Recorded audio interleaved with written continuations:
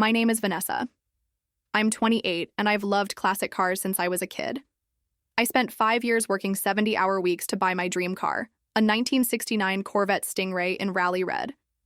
My family cares about me, but they don't always respect boundaries. When I got back from a work trip and couldn't find my car, I never imagined the truth. I asked my mom where it was, and she smirked and said, "Thanks to your car, our daughter is having the time of her life." I let out a short laugh, and she snapped, "What's so funny?" Before I explain what came next, know this. I never thought my own family would be the ones to cross the line this far. My love for cars started when I was 7. My grandpa, who called me Nessie, picked me up every Saturday in his old pickup and took me to his garage.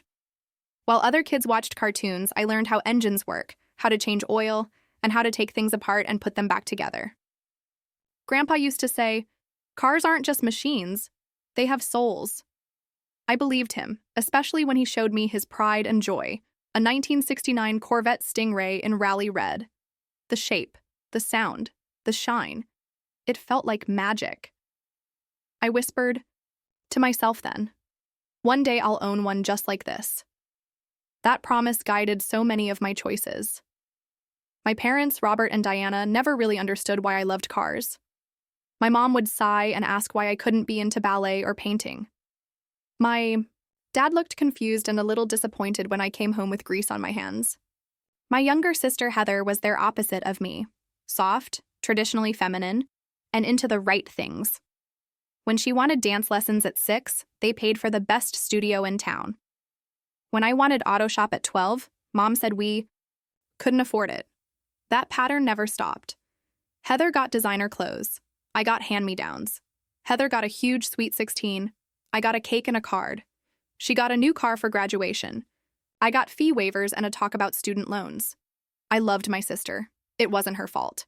But it was obvious we weren't treated the same. I left for college determined to build my own life. I worked 3 jobs, kept a 4.0 in finance, and landed a role at a top investment bank in Chicago. The hours were brutal, but I saved every extra dollar. I had 2 roommates, packed my lunches, and didn't go on trips. Everything I saved was for one thing, my dream car. 5 years went by. Long weeks, hardly any social life, and then I found it in Wisconsin. A collector was downsizing. The price was $85,000, literally all my savings. Driving it home was one of the most emotional moments of my life. My grandpa had passed away 2 years earlier, but I felt him beside me as the engine purred. "We did it, Grandpa," I whispered. Tears streaming. This car wasn't just a toy. It was proof of my hard work, my independence, and my connection to the one person who had fully believed in me. I met my boyfriend James 6 months later at a classic car show. He owned a 2004 built replica of a 69 Stingray. Same look from the outside, but not an original. For 2 years, my car was my pride. I only drove it on perfect days and stored it carefully through Chicago winters. I never guessed that my biggest risk wouldn't be theft or the weather. It would be my own family. One Tuesday, my boss, Veronica, called me into her office and asked about my Japanese. I'd taken 3 years in college, so I said, "Conversational." She nodded.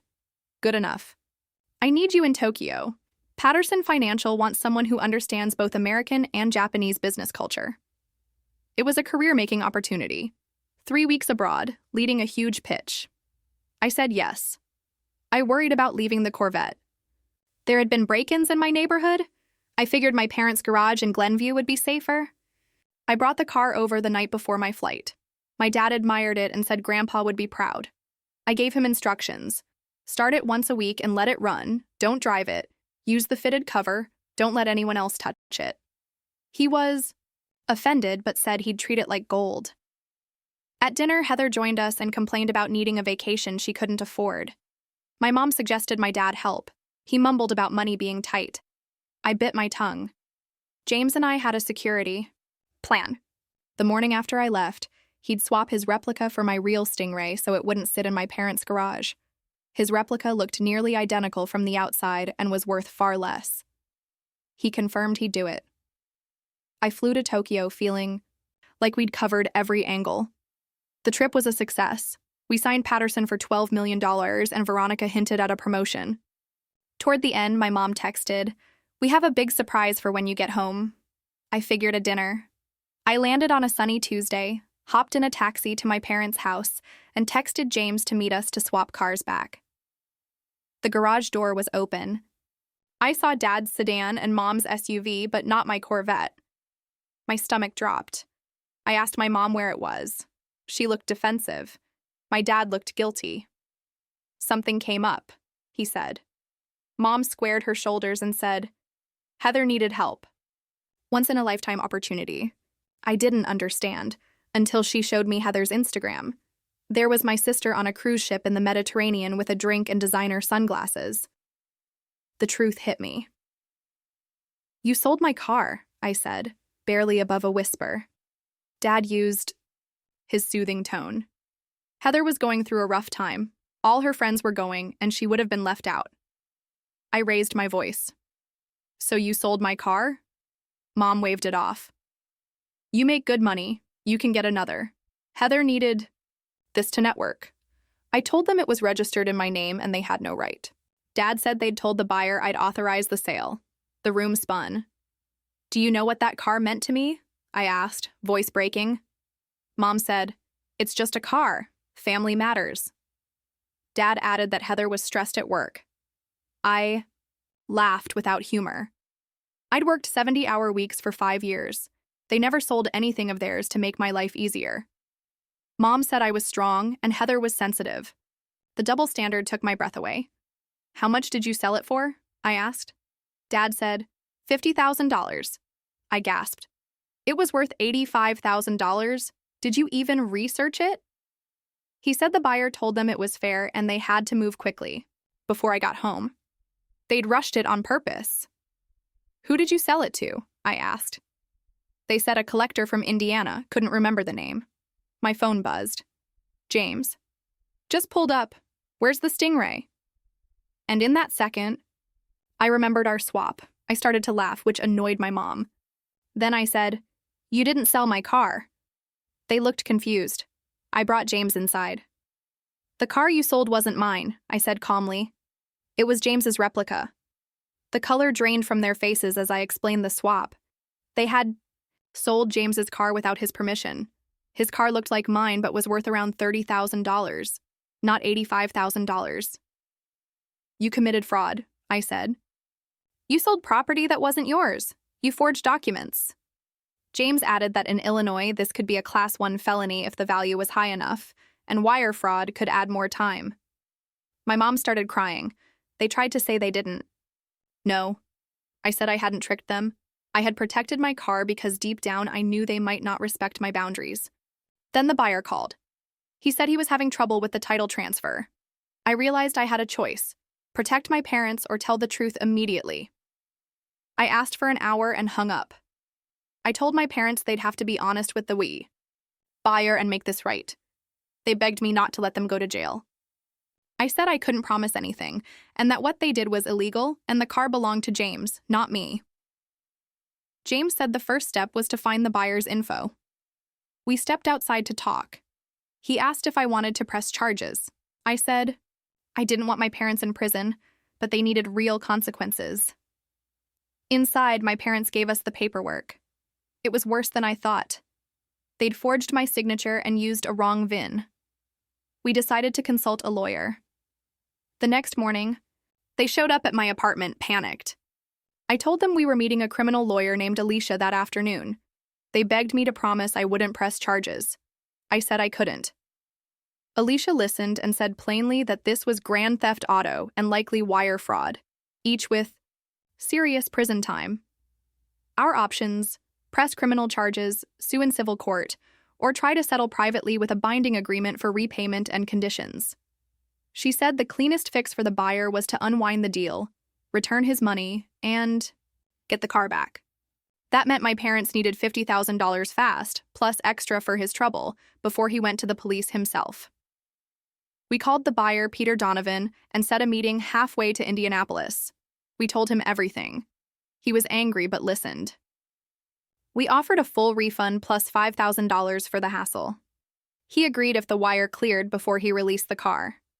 Then we went to my parents and told them they had to come up with $55,000. They were horrified. They talked about home equity. James said that if they couldn't cover it, Heather had to contribute, since she benefited. My mom protested that Heather could barely pay rent. I said, then she shouldn't be on a Mediterranean cruise. Actions have consequences for everyone. I called Heather on the ship.